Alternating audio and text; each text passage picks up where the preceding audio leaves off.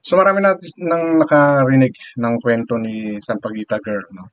Ito yung nag-viral talaga na isa sa mga video dito sa SOCMED dahil sa medyo masyadong naiba yung naging kwento ng video na napanood ng karamihan kung saan yung portion na lang na nag-aaway sila or oo, pinapalo nung bata at nasipa ni Manong Guard itong hindi na actually siya bata, itong vendor na to, itong Sampaguita vendor na to.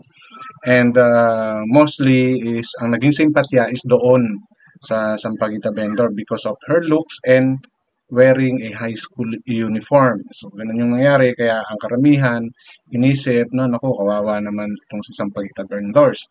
But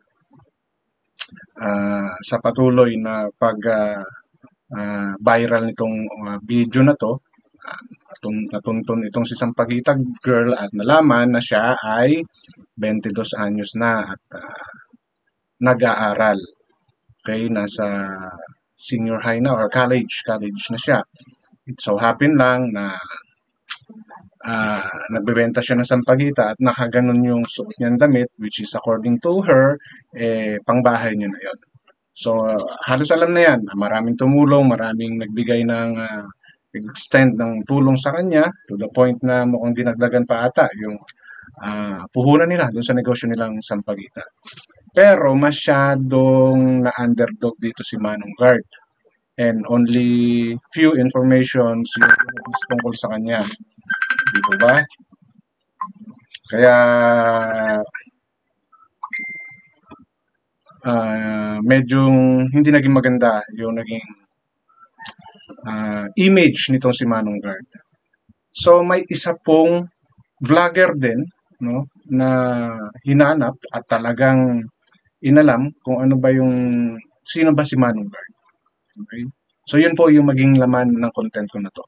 Issue lang po tayo, okay? Walang personalan. Kung ano man po yung may share ko at nabibigyan ko ng aking sariling opinion, yun po ay pawang aking opinion lang, no? Conclusion about the matters. So, yun nga, balikan natin itong si Manong Guard at merong isang vlogger na nag-interview sa kanya. Hindi naman siya actually yung na-interview, parang relatives lang nitong si Manong Guard na ito pala si Manong Guard ay matagal nang nagtatrabaho dito sa SM, nasa security. No, maybe hindi lang sa SM na kung saan nangyari yung insidente, maaaring from other SM also, pero 20 years na siya na nagtatrabaho. And I'm not too sure if same agency kasi tinanggal talaga siya ng agency na pinagtatrabahuhan niya at parang may lumalabas na matatanggal din yung lisensya niya bilang gwardiya. And yun nga, sa pagtatrabaho niya dito sa Maynila, kailangan niyang iwanan yung kanyang pamilya. And dahil malayo, si Mrs. daw, o Mrs. niya raw, iniwan din siya. And medyo talagang, yun yung hindi nabigyan ng pansin dito kay Manong Guard. Masyado siyang na underdog na ang lumalabas siya ang may kasalanan. Yes, katulad naman ng mga sinabi ko doon sa aking na mga naunang video bilang may otoridad, di ba? Yung iyong temper, di ba? Dapat mahaba. Okay? Although talagang sinasabi na makulit yung batang to. No? Hindi lang siya isang beses sinaway at merong testigong nagpatunay to. But bilang, syempre, you're with authority, you still need to control. Di ba? Hindi talaga maiaalis na ang sisi is mapunta kay Manong Guard kaya lang naging sobra. No, naging sobra yung na hindi man lang siya binigyan ng chance ng agency na ilipat man lang sana, no? Gawa ng ibang paraan sa ibang branch naman siya ilagay, no? Oo, nagkamali siya. Totoo 'yun. Talagang na kay Manong Guard yung pagkakamali. Pero sana naman, 'di ba? Hindi naman ganun yung ginawa. And mukhang matatanggalan siya according doon kasi nagkaroon ng investigations and I'm not too sure yet because I haven't watched or heard the report doon sa pag-uusap kay Manong Guard tsaka ng agency niya. Medyo ito lang yung nakita ko and I feel na, di ba, ipaalam yung another side nitong si Manong Card. At ito yung gagawin nitong, isi-share ko sa inyong video na kung saan itong si ate na emotional, no? Ang pangalan niya ay si Cheska Kunsunji Reyes or known as Kikay Buba. So yun yung channel name niya, Kikay Buba. Isa lang siya nagba-vlog. Vlogger din siya actually. And dahil nga sa naramdaman niyang hinanakit ni Manong Guard kasi nagkaroon ng ano si Manong Guard ng video din niya na nagsalita rin siya, and all he was saying is he's doing his job as a security guard at yun yung mandato sa kanya, and understandable po yun, pero yun nga lang po talaga, you're the one with the authority, di ba? So, yung iyong dapat maximum tolerance as laging pinapahirap. Di ba? You're holding a weapon, and alam naman natin, di ba? If you have this kind of things, you have the authority. And with that authority, kailangan you're always practicing maximum tolerance. Di po ba? Na medyo nakalimutan ni Manong Guard, kaya nagawa niya yun dito kay Sampaguita Girl na ang buong akala ng karamihan ay minor de edad. Okay, so ito po, ang iparirinig ko sa inyo is yung kwento ni Kikay Buba nung nakausap niya yung kamag-anak, no, ni Manong Guard. Hindi niya kilala to, parang talagang he reach out at gumawa ng paraan para lang marinig at malaman kung sino ba to si Manong Guard. So here it is. Okay, wait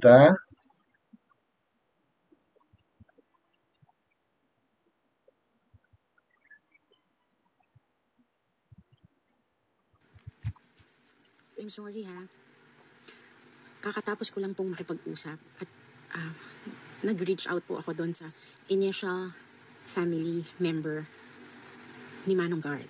Okay, Initia yun ata yung surname ni Manong Guard, I'm not too sure, or the agency.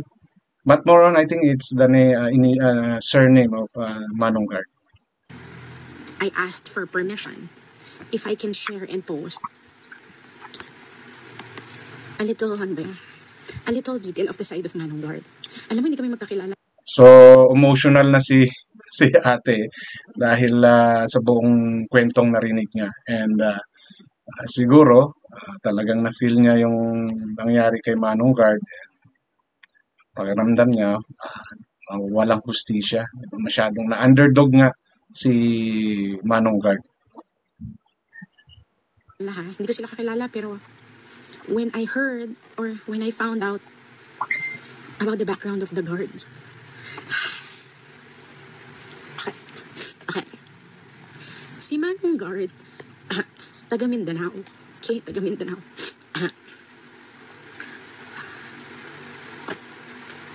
Dahil sa pagtatrabaho niya dito sa Maynila, dahil tinutulungan at tinutustusan niya ang pangangailangan ng nanay niyang may sakit sa heart, lahat ng needs ng nanay niya, kasi panganay si Manong Guard, for maintenance, para mabuhay yung nanay niya kasi may sakit yung nanay niya sa heart. Dahil sa pagsisipag ni Manong, na nag-work siya sa mall na ito for 2 decades already. Dekada na, nagtatrabaho siya. Buong katapatan siyang nagtatrabaho dito sa Manila. Para sa pamilya niya at sa nanay niya. Umabot na sa point na iniwan na siya ng asawa niya. Kasama yung anak. Kasi nga, dahil nagtatrabaho nga siya dito sa Manila. And yet, tuloy-tuloy pa rin nagtatrabaho si Manong para sa anak niya. At meron pa siyang tinutustusan na 4 pa sa pamilya niya. Na 4 na pamangkin niya, na lahat yon umaasa sa kanya yung 4 na pamangkin niya. Dahil walang ibang aasahan yung 4 na pamangkin niya. Ngayon, nawalan siya ng trabaho. Sinisanti pa siya nung agency niya. Hindi niya ngayon masabi sa nanay niya na wala na siyang trabaho. Hindi niya masabi. Dahil may sakit yung nanay niya. At hindi rin niya alam paano niya tutustusan yung 5 umaasa sa kanya. Kasi nga panganay siya. Maliliit pa yung mga umaasa sa kanya. Maliliit talaga. Hindi high school guys. Maliliit talaga. Na pinag-aaral niya. And at the same time, he was really depressed. Hindi siya makausap. Kasi syempre patong-patong yung nangyari sa kanya. Parang other people are looking at the other side without knowing the side of the other person involved. Well, sa puntong yung sinasabi ni Kikay Buba, doon talaga marami. Dahil nga sa itsura, hindi mo kasi isipin talagang college na si Sampaguita Vendor. Tapos nakasuot pa ng school uniform. So, immediately, ang magiging reactions ng mga taong makakapanood, minor de edad yun, tapos sinipa mo. Mayroon pa kasing action na sinipa ni Manong Guard eh. Diba? So, halos lahat, initial reaction is nagalit kay Manong Guard. Diba? Without digging deeper on what really caused, diba, that scenario. So, yun nga, diba, meron akong shinare din na content ko na kung saan merong testigo na siya yung nagpatunay na kung ikaw talaga ang makakaharap ng batang yun, mauubos ang pasensya mo. Yan yung naging sagot nitong testigo na yun, na nandoon from the start na nagkaroon ng commotions. Before magkaroon sila ng commotions nitong si Sampaguita Girl, nandoon na yung testigo na yun dahil naghihintay siya ng sasakyan. Pero ano yung lumabas sa internet is yung mismong nangyari na lang. Kaya ang mga tao, agad-agad, ang naging reactions is si Manong Guard ang may mali. Yes, may mali si Manong Guard. But, hindi natin narinig yung buong istorya. Di ba? Hindi natin nabigyan ng pansin ano yung pinagsimulan. Bakit nangyari yun? Kasi halos lahat ng na-interview at kinausap ay itong si Sampaguita Vendor lang. Diba? Mayroon nang tumulong sa kanya, DSWD, na samantalang 22 anyos na yun. Diba? Marami ng mga vloggers na talagang tumulong. Diba? May iba rin naman na nakisimpatya kay Manong Guard pero hindi natin alam yung buong istorya kung bakit naging ganun. Diba? And talagang nabigyan lang ng attention sa nangyaring ito is yung Sampaguita Vendor. Yun lahat ang naging center of attraction nung pangyayaring yun. Hindi naging two-sided. Hindi na alam masyado sino si Manong Guard, ano ang nangyari, bakit umasa ng ganun si Manong Guard. Pero lagi kong ulitin na yes, may pagkakamali si Manong Guard. Diba? Siya ang may authority and he never practice yung maximum tolerance. Okay? Pero yun nga, medyo naging masyadong harsh yung naging action sa kanya and yun, nabanggit naman ni Kikay Buba na nawalan siya ng trabaho. Tinanggal talaga siya. Yan yung naging problema. Siya pala ay breadwinner, hindi lang ng pamilya niya. May extended family pa siya tinutulungan. Kasi may pamilya siya eh. Diba? May pamilya na siya pero tumutulong pa rin siya sa mga kapatid niya at sa kanyang magulang na nagme-maintenance. So ngayon wala na siyang trabaho. Mas malaking problema yung nangyari sa kanya. Samantalang si Sampaguita Girl, maraming tumulong. Minsan, wala siyang tinapakan, wala siyang niloloko. Hindi siya nagpapanggap ng kanyang identity. Buong katapatan lang siyang naglilingkod sa trabaho niya at naglilingkod sa pamilya niya. Oo, kasi si Sampaguita Girl, college graduate, college level na, pero nakasuot pa ng high school uniform kasi wala raw siyang pambahay na raw yun. Pero complete, nakasapatos pa eh. Di ba? Kitang-kita naman sa video eh. And tuloy, maraming lumalabas na bagong modus yun. Mga nagbebenta ng Sampaguita. No, hindi na masyadong patok yung mukhang pulubi. So ngayon, yung bilang estudyante doon, dahil iisipin ng tao, nagsusumikap itong si Nining. Diba? Para lang maitaguyod yung kanyang pag-aaral. Talagang dapat kahit papaano mabigyan ng tulong, kaawaan, ika nga. Diba? Sakit. Sorry hindi ko siya kakilala pero alam ko na yung side ng kabila, kung anong klase siya. Ngayon nalaman ko yung side nitong kabila. Sorry but I think the people deserves to know sino si Manong. Alam mo yun? Well, may punto si ate na sana, di ba, mabigyan ng pansin talaga itong si Manong din.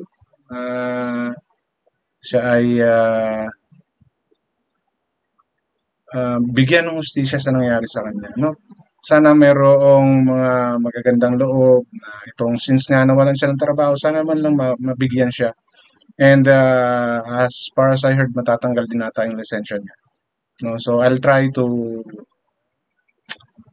look for that kung meron mga ganong news para malaman natin yung buong katotohanan. So dito po, yan, medyo nagkaroon kayo ng ideya kung sino si Manong Guard at kung ano yung nangyari talaga sa kanya. Galing sa vlogger na si Ikay Buba na may nakausap sa isa sa mga kapamilya nitong ni Manong Guard. So ano ba sa tingin nyo? Medyo ba naging aggressive yung agency na pinagtatrabahuan niya dahil tinanggal kagad siya? Di ba? Yes, may mali si Manong Guard, pero hindi naman magkakamali si Manong Guard kung hindi siya, di ba? Hindi naging matigas ang ulo nitong Sampaguita Burn Doors, di ba? Bakit hindi man lang siya nilipat? Di ba? Bakit hindi man lang binigyan ng credit yung 2 dekada niyang pagtatrabaho, no?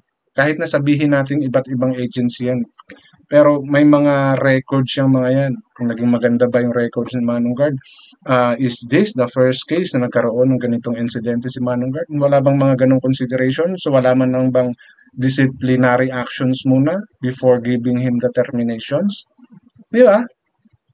Kasi I will understand kapag ito hindi lang ito nangyari ngayon at may mga ganyan ng complaint kay Manong Guard.